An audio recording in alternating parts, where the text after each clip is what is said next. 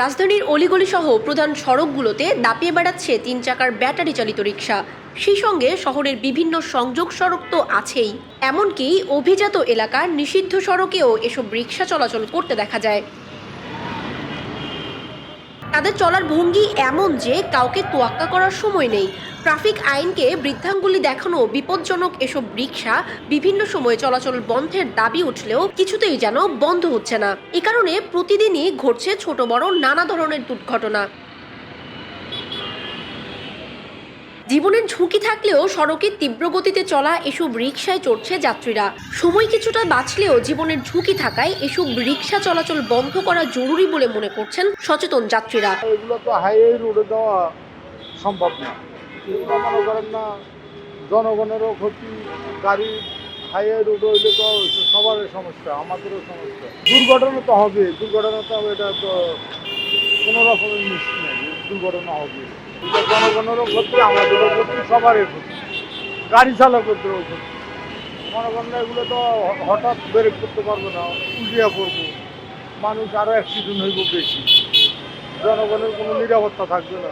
অটোগুলো যে এটা হাইওয়েতে চলে তো এটা ঠিক না, কারণ অনেক বড় বড় গাড়ি আছে, ওরা ধাপ করে ব্রেক করে ধাপ করে ঘুরাই ফেলা, এতে অনেক প্রাইভেট কারওয়ালাদের অনেক সমস্যা হয়। এরা তো এলাকার নির্ধারিত জায়গা আছে, এলাকার ভিতরে চালালে তো এই মেন রাস্তায় সমস্যা হয় না, যানজট হয় না, কারণ অনেক যানজট হয়।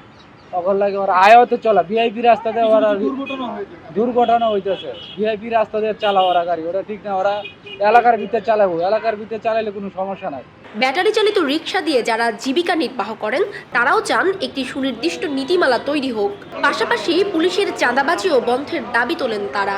না, পারমিশন হয় না, এটি তো আবার এই যে মনে করেন এখন আবার সরকার বলছে না, সরকার বললে পরে মনে আবার সরকার তো মনে করেন ঠিক মতো নেওয়া হয় না, হলে তো না করে দেবো গাড়ি আর সপ্তাহ বুঝে সব আবার আমরা কি চালাবো, আমরা না দিলে পুলিশ আমরা চালাবো, আমরা চালান দূরে দিন চালান যাবো পুলিশ লোকে। রিক্সা চাললে আমাদের ইনকাম হয় না।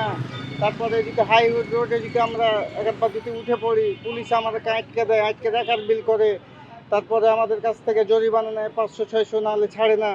এভাবে আমাদের সংসার চলে না, বউ বাচ্চা আছে বাসায় আমাদের।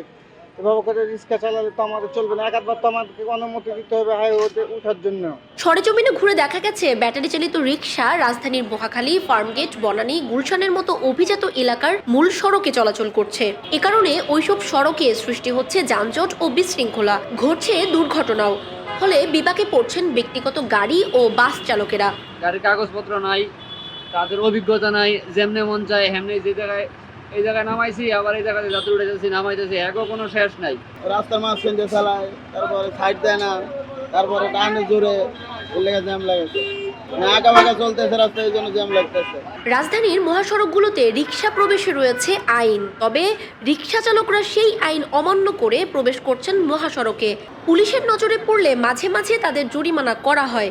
এদিকে চালকেরা বলছেন পুলিশের চাঁদাবাজি বন্ধ সহ আইনের সঠিক প্রয়োগ ও তাদের নীতিমালার মধ্যে নিয়ে আসা হোক।